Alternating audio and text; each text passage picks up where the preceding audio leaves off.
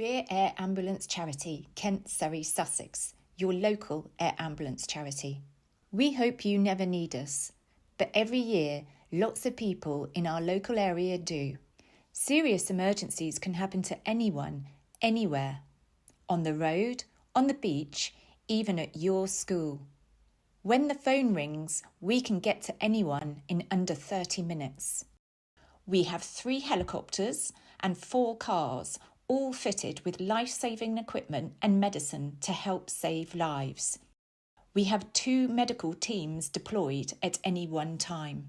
We can get to you fast. We bring expert doctors and paramedics on board, and we carry life-saving equipment straight to the scene.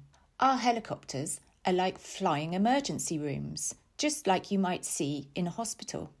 We have lots of advanced equipment, and our doctors and paramedics work very closely with land ambulances to make a bigger team of people helping to treat the patient. Each helicopter has a life-saving crew made up of 2 pilots, 1 paramedic and 1 doctor. When someone calls 999, we have a team of people who look at these calls called dispatchers, and they will decide if the air ambulance charity is needed.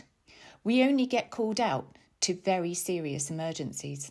Our doctors are highly trained in giving emergency medicine and anaesthesia, and they can make a diagnosis to decide what's best when they're with the patient. Our paramedics are highly skilled and have at least 3 years' experience working in the ambulance service before they can work with us.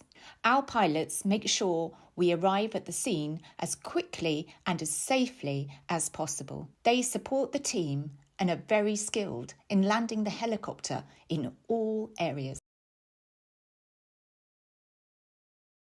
Good cut that. Good afternoon, everyone. Welcome to Air Ambulance Charity, Kent, Surrey, Sussex Restart a Heart Day work. This is one of our parent and child sessions, aiming for kind of adults and children to get together and learn some CPR skills. But obviously anyone who joins is absolutely welcome. My name's Ben. I'm one of the paramedics here at the charity, and I'm joined. I'm Lindsay. I'm also one of the paramedics at the charity. So far today, we've run about 3 or 4 sessions trying to train people how to do CPR, use a defibrillator, and these really important life-saving skills. And that's exactly what we're going to do with you now. Training little lifesavers through teddies, and also grown-ups through mannequins, which we'll get into shot in a minute. So we're going to show you a couple of things. Number 1, we're going to show you how to check for dangers, aren't we? And check someone's responsiveness. Do you want to tell us about number 2? Yep, we're going to teach you how to call 999. We're going to watch a little video of one of our call handlers and give you full instructions on how to do that. Yeah, and then after that, we're going to meet one of our pilots. He's going to talk about kind of how the aircraft allows us to get anywhere within the patch really quickly. And then kind of the meat of the session is the last 2 bits, isn't it, Lindsay? Yep, we're going to show you how to save a life. So we're going to show you everything you need to know on how to do CPR. And then we're going to top that off with how to use a defibrillator. So we'll show you how to use a defibrillator to deliver a shock to someone's heart. Awesome. So there's 3 rules to our sessions when we're teaching CPR. We try to keep them fun. We try to keep them interactive, don't we? So rule number 1, Lindsay. Rule number 1, keep your eyes peeled for danger. Yeah, definitely.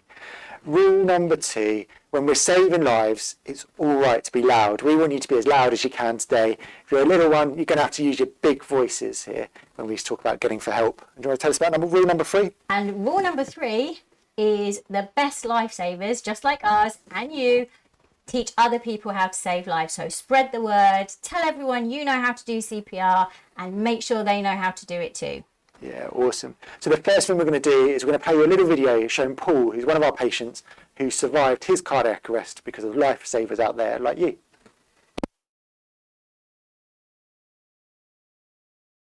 Hi, my name's Paul Maycock. My wife had gone up to her mother's, and I decided that as it was a nice afternoon, I'd put my gear on and go out for a bike ride. I was on my way back when I had my cardiac arrest. Came off the bike, hit my head on the road. I had a helmet on naturally, which obviously helped to save my life. I was fortunate enough to have people following me who recognised exactly what had happened and started to perform CPR on me. So when the call came in, the initial information that we were given was this was a cyclist who had been found unconscious. Once we got to scene, we understood that Paul had a heartbeat back after being shocked with a defibrillator a number of times. We took Paul up the road to the helicopter, and then we flew him to London, which was the closest appropriate centre. Paul is a clear example of all elements of the chain of survival in action. His recovery is testament to the bystander that stopped and performed CPR before the ambulance arrived, and then the great care that the ambulance service were able to deliver alongside the critical care paramedic. There's 4 steps to the chain of survival: early recognition, early CPR, early defibrillation, and post-resuscitation care. The first 3 of those 4 steps can be provided by you yourself, and therefore over the next 20 minutes you're going to join us in learning how to provide these steps and this care.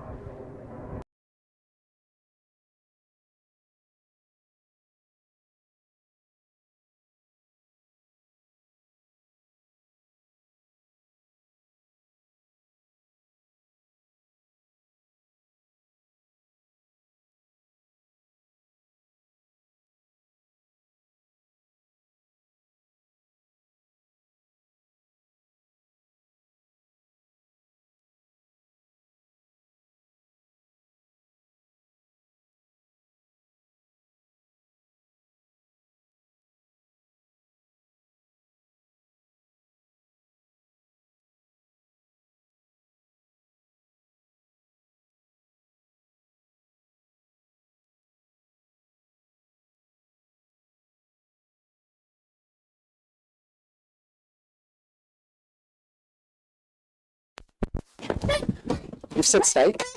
The other thing is like water, chemicals. The key thing is to keep your eyes peeled and just make sure you don't miss anything. Now, we talked about those, we talked about water, chemicals, busy streets, could be violent people. Snakes, yeah. I mean, I've never seen a snake as a danger in my practice, actually. Like, I'm quite a vigilant person. I will keep my eyes peeled for danger. It's not an issue in the UK, maybe elsewhere, but not here, I don't think. But that's what you feel passionate about. After we've checked for danger, it's really important. The next thing we do is check for a response, okay? Because it could be that our, just a second, person is just asleep. I've just wrestled a snake. I'm a bit tired. There's no snakes around here. So what we want you to do is actually, we want you to check for a response. And there's 2 ways to do that, isn't there, Lindsay? What do we want people to do? We want to shake them, and Yep. we want them to shout. Yeah. Hello, can you hear me? Wake up. So if you've got in front of you your cuddly toy, your pillow, your cushion, whatever you're using to practice on, give them a little shake and a shout, and that's exactly what we want them to do, don't we? Yeah. Hello? Hello, wake up. Can you hear us? Wakey, wakey.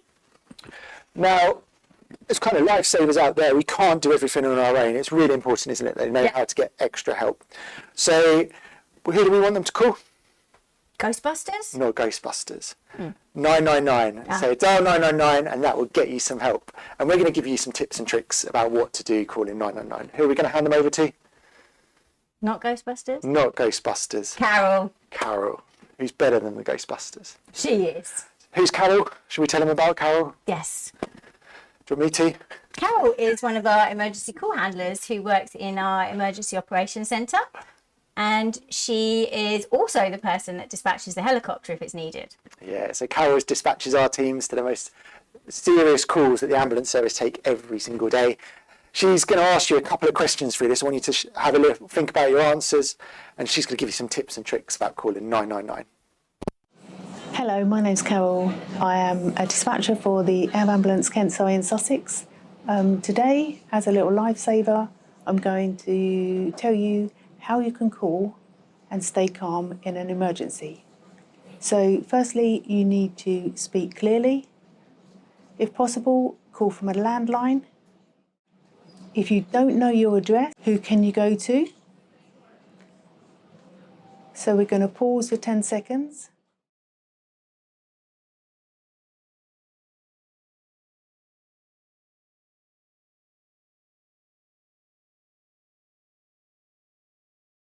Okay, so you can either go to a neighbour you can go to your teacher, or you can shout for help.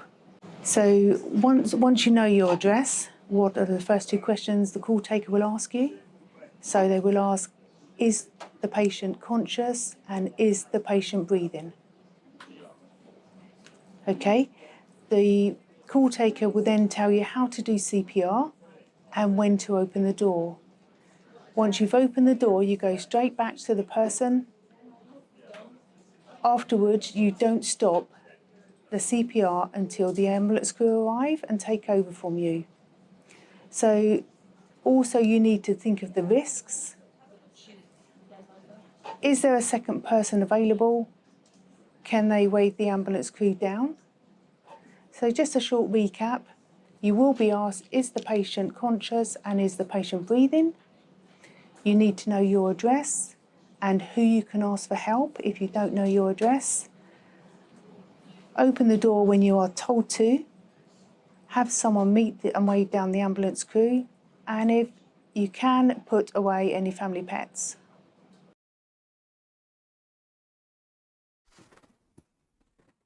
So welcome back, everyone. So Carol's given us a couple of tips, hasn't she, around calling 999, Lindsay? Any ones that you thought were particularly good? Well, I think knowing where you are is really, really important, because how is Carol meant to know where to send the ambulance or the helicopter to if we don't know where we are? So things like knowing your home address and knowing if you've got the app, what 3 words, that's a really good thing to have so you know your location. Yeah, definitely. And what about for parents out there, Lindsay? So if parents have got young children, what's a good idea that we see them do around making a plan with things like others around, neighbours and stuff? So I think if they know where their neighbours are, they can go and call them. If they know them, if they can go and help. Yeah, definitely. And teaching their address as well, isn't it? From an early age, I think if the children know the address or even part of the address, the call handlers and people like Carol in the control room can really get them some help, can't they? Do you know what other thing I think is really important, Ben? That they stay calm. Definitely. Because once you call 999, the call handler, like Carol, will be there to guide you through everything. So just stay calm and let them tell you what to do. Yeah, awesome. So now that they've called 999, Carol could be dispatching one of our helicopters or any of our other dispatchers. We've talked about Carol lots today, but we've got many others. But they could be dispatching one of our helicopters to deliver our doctor and paramedic teams to get them some help. But shall we show them our helicopter? Yeah, why not? Yeah, so what we're going to do, we're going to hand you over to Suji. He's one of our pilots. And essentially, he's going to show you what our aircraft can do. Hello everyone, I'm Suji, I'm one of the pilots here at KSS, and I'm here to tell you a little bit of information about the helicopter that you can see behind me. It's an Augusta Western 169. It's a very fast, very sleek helicopter, and it allows us to get to everywhere that we cover in Kent, Surrey and Sussex within 30 minutes. We travel at about 170 miles per hour, which is very fast. It's a lot faster than your parents' car, and it allows us to get our doctor and our paramedic to our patient as fast as possible, which gives them the best chance in whatever situation that they have happened to get themselves into. So this is the inside of our aircraft. The Augusta Western 169 has a large cabin space which allows us to take both our doctor, paramedic, our patient who's critically injured, and potentially a parent with us to hospital. We have this very large stretcher that the patient will be arriving from the scene with our doctor and paramedic. They slide in over the top of here. They then get hooked up onto a ventilator and a monitor system, as you can see in the background. We then push this in, rotate it in, and slide the passenger into the centre of the aircraft with all the straps on. We get our doctor and our paramedic on board, and then we take off and take them to hospital as fast as we possibly can.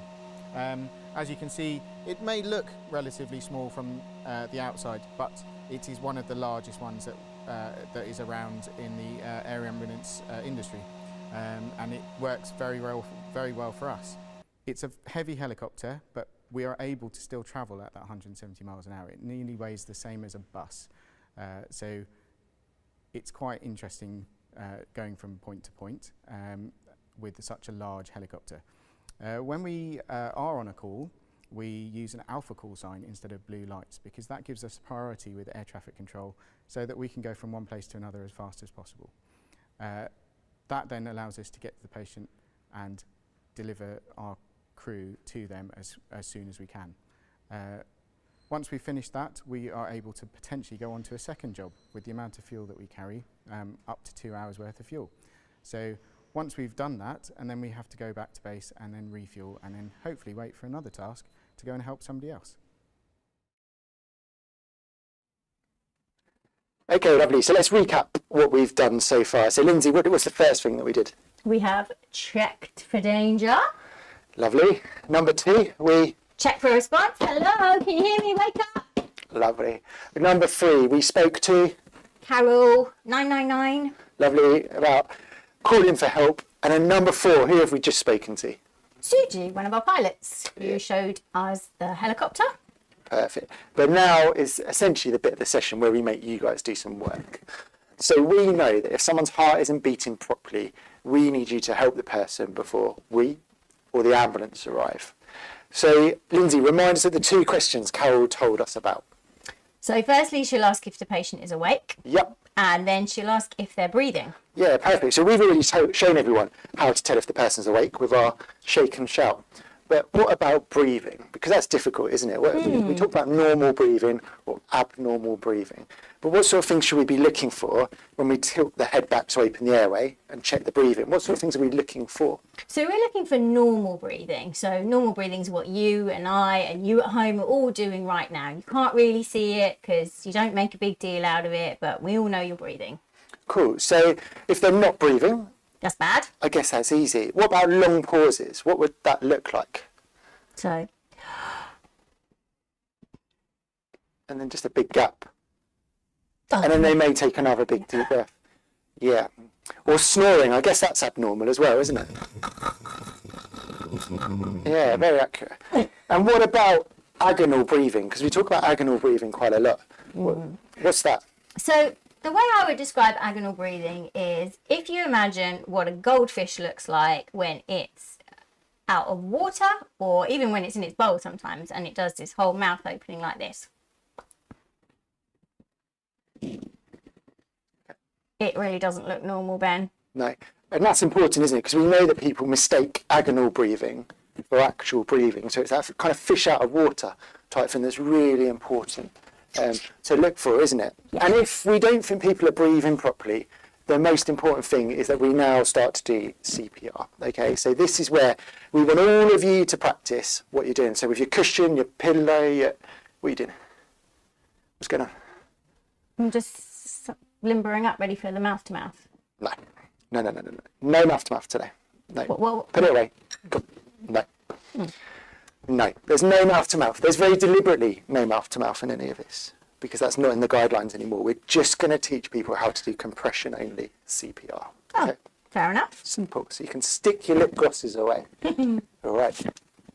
So if you've got a teddy in front of you, we're going to use that. If you're lucky enough to have a mannequin, you're going to use that.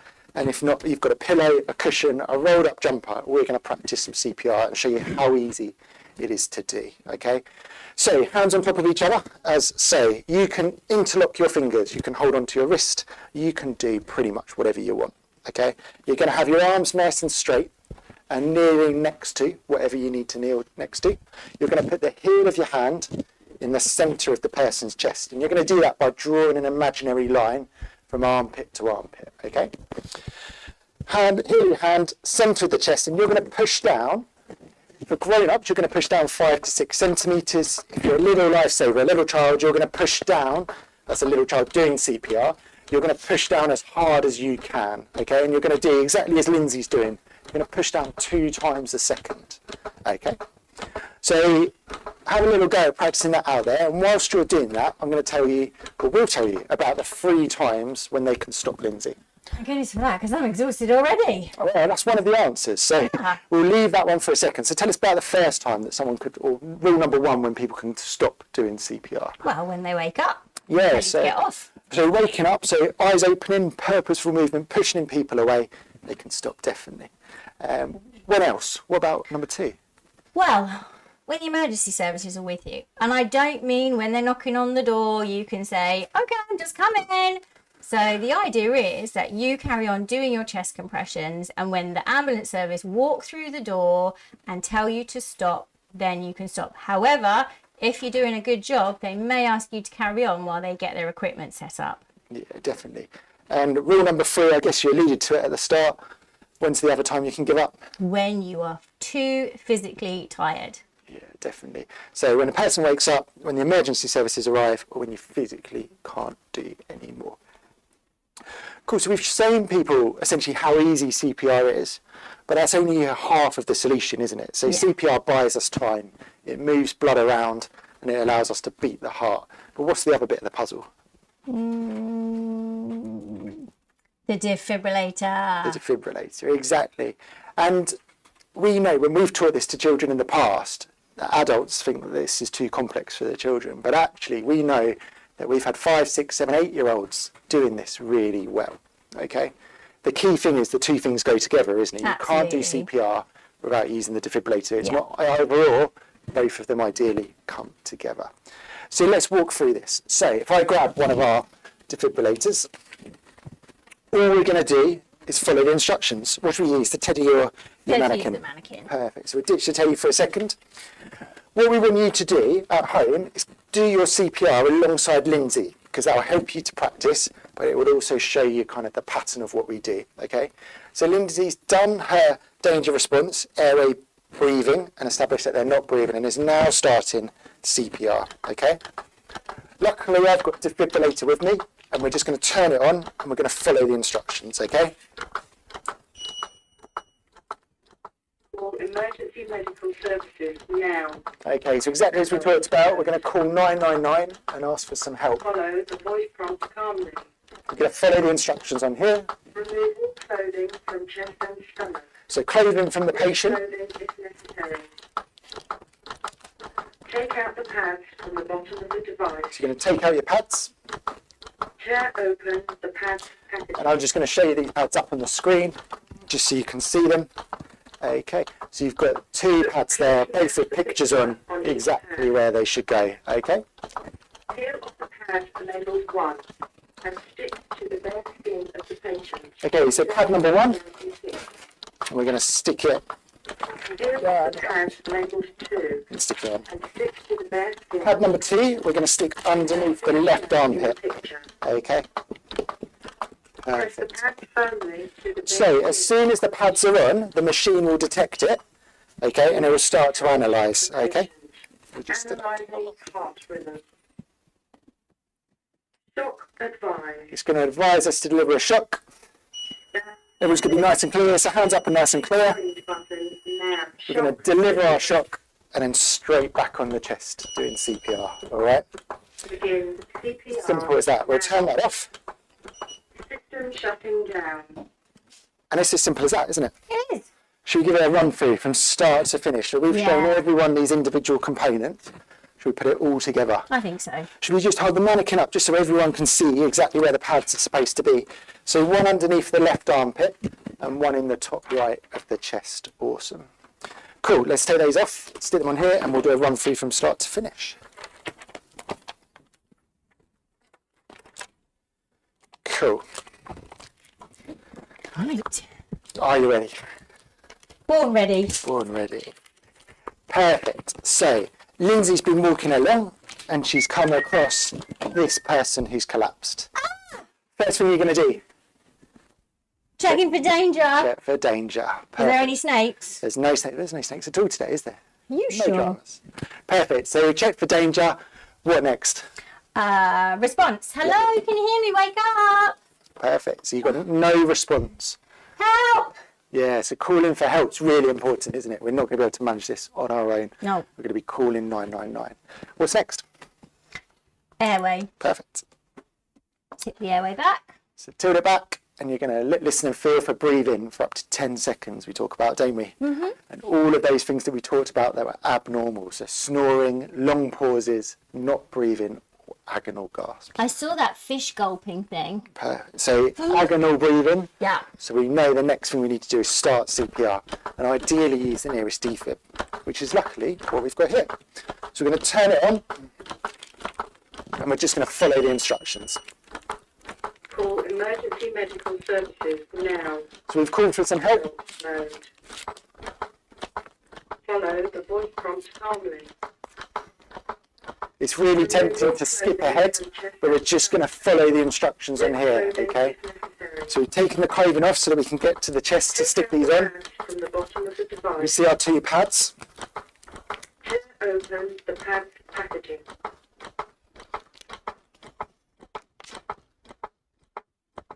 Look closely at So we're going to look at the pictures pad. and we're going to stick them down firmly, Peel right? off the pad labelled 1. So pad number 1, firmly stuck down. Exactly as shown in the picture. Pad number 2, firmly stuck down. Off the pad labelled As soon as the pads are in, the machine will start to analyse. the patient. We need to make sure we don't touch. Heart rhythm. So exactly as Lindsay's doing, hands up so everyone knows you're not touching. It's going to advise a shock. We're going to press the flashing button, Shock. delivers our shock, and we're going to start straight back with CPR. And we're just going to keep doing that Now. until either help arrives Press the flashing or the patient wakes up. And we're just going to follow the instructions on here. Okay? System shutting down. Awesome work. It's all as simple as that. Okay? So what we're going to do, we're going to hand you over to Duncan, who's another of our doctors, and he's going to talk a little bit around kind of some of the future and innovation work that we're doing here as a charity to try and essentially get even more survivors from cardiac arrest. And then what we'll do at the end is we'll do a quick Q&A from any questions that have come in. So if you type any questions you want in the chat, we'll try and wrap them up and do them at the end. Thank you. So thank you everyone for joining us this afternoon and essentially training to become little lifesavers with us at KSS. Now, for our final session, we're joined by Duncan, one of our doctors here at the charity, and we're going to explore a little bit around what happens now that you're little lifesavers for us, what care we can do on the basis of you helping us. So Duncan, the first question, I guess, is the really simple one. It's we're asking as many people as possible to learn CPR, but some people would say trying to teach these little lifesavers that we've got in front of us, they're too young. Do you think that's the case? Absolutely not. So the most important bit about helping people to survive after cardiac arrest is early CPR and early defibrillation, and anyone can do that. It doesn't matter whether you're 7 or you're 70. Everyone can play a part in saving a life. Yeah, I couldn't agree more. And we saw this last year, didn't we? When we did the training, we saw thousands of children get involved. Now, in terms of what we're doing as a charity and building upon the work that they're going to hopefully do to help support us, we're in the early phases of exploring something called ECMO. Now, we all know this is quite a complex thing, but could you try and explain that for the children and what that would mean? Yeah, so ECMO is a technology, is a machine that works to support or to replace the heart as a pump. And the machines now are small enough that we can take them on the helicopter with us. And so we're looking at and exploring, can we take that machine with our crew to the patients to try and really increase the number of people who survive from cardiac arrest? And this could be absolutely transformational for us, couldn't it? We could save even more lives. Yeah, so it's a really exciting technology. It comes with an awful lot of work for us to think about how we might make this work for the communities that we serve. But certainly there seems to be potential that we might be able to save even more lives with it. So yes, very, very exciting. And the final things, that the little lifesavers, they've been learning about the chain of survival. And we've talked about the third step on that, early defibrillation. And we're starting to explore the use of drones, aren't we? How are we doing that, and how does that link to the chain of survival? So like we were talking about, the most important piece in helping people survive from cardiac arrest is early CPR and early defibrillation.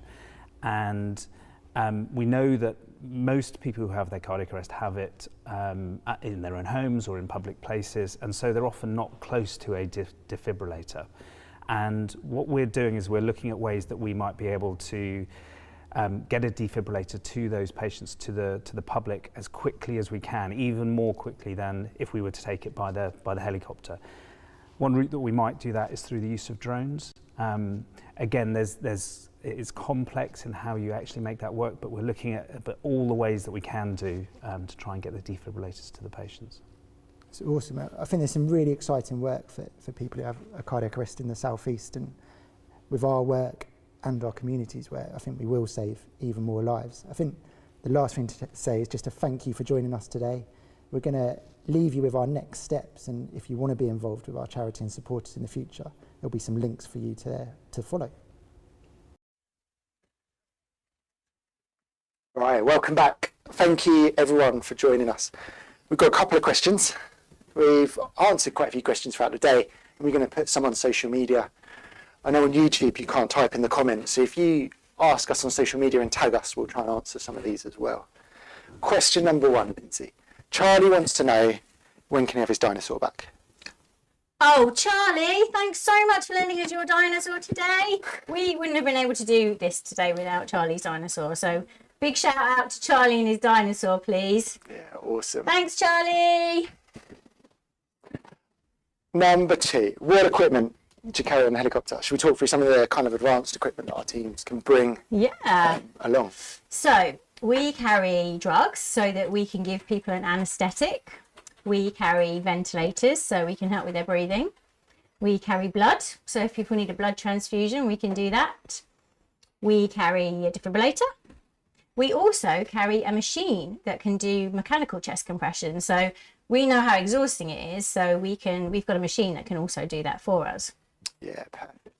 So a couple of other questions in there. We've got, what happens if you go too fast? What if you do too many chest compressions? That is a really good question. I really like that question, because when we are in a stressful situation, the tendency to do chest compressions too fast is quite, it can occur. So what happens is when we are pushing down on the chest, we're essentially pushing blood out of the heart, around the body, up to the brain to keep the brain oxygenated. And as we release our hands back up, the blood comes back into the heart, and then we push it back down again. Now, if we push too fast, that heart isn't going to have a chance to refill properly, and therefore we're not going to be pushing much blood back around the body. So really important that we keep it at a good, steady pace. So that links well to the next question. Do you know, or could you sing us any songs that would kind of get us the right CPR rhythm? Do you know of any? Well, I have been known to do a bit of karaoke, so if you do want me to sing, I will You can sing if you want. I'm not going to subject people to my singing at this time of the afternoon. So I think the traditional one is Nelly the Elephant, which is quite old school. There's Baby Shark. There is Staying Alive. There's quite a few out there that are around the right pace. Oh, okay. What about CPR? So someone's put down, does CPR hurt the person? No. If we think about why we're doing CPR, this person's heart has stopped beating. So essentially, they are completely unconscious, totally unaware of what's going on. So no, it doesn't hurt them. Okay. There's a question from Stuart from Edit. He asked around, how would you do CPR on a giraffe? Like kind of check the airway and breathe and do CPR on a giraffe. That is a really good, because you know what? I'm actually really short, so I don't think I would You'd have to kind of run between, I guess. And get your miles in. Yeah, I think I'd definitely need to shout for help for that one. That's definitely a 2-person job. Well, that links really nicely to then the final question around how would you swap over CPR? So we've had a couple of questions about this, haven't we, today? We only want people to do CPR for kind of 2 minutes at a time, because we know after that they get tired. So how would we change over? Should we show them? Yep, I think we should show them. So this is why it's really important when we go back to the beginning of shouting for help. One of the reasons why we shout for help is so we can get someone to call for the ambulance. And the other one is because when we get to doing the CPR, we want someone to swap in with us, because it is absolutely exhausting. And I can tell you that from all the demonstrations we've been doing today. So I'll be asking whoever's coming to help me to kneel the other side of the patient while I do the chest compressions. And then I'll say, Ben, thank goodness you're here. I'm going to count down from 5, 4, 3, 2, 1. Seamless. It's as simple as that. Simple as that. We're doing more. We've got one last question. It says about checking pulses. That's a question we've had a couple of times as well today, isn't it? We'll finish on this question. So should they check for a pulse as well? We don't check for pulses because it's really, really unreliable, because when you're panicked and in the heat of the moment and your blood is pumping faster, probably checking for a pulse is, you probably only find that you feel your own, really. So we don't check for pulses. The indicator for whether we're starting CPR is, are they breathing? Yes or no. Is it normal? Yes or no. So if they're not breathing, or if it's abnormal breathing, we start CPR. Don't worry about pulse checks. Awesome. So thank you everyone for joining us today. Thank you. It's awesome to be able to teach you and kind of build our army of lifesavers across the southeast. We're your local air ambulance charity, so we're funded almost entirely by charitable donations. So you helping us today delivering kind of life-saving care before we arrive is really helpful. But if you want to support us as a charity even further, you can go to our website, you can look us up online. There's lots of things you can do to support us, whether that be challenges, whether that be fundraising or anything else, isn't there? There's a complete variety of stuff. Definitely. If you think of any more questions, please tag us on social media. But otherwise, thanks very much for joining today. Thank you.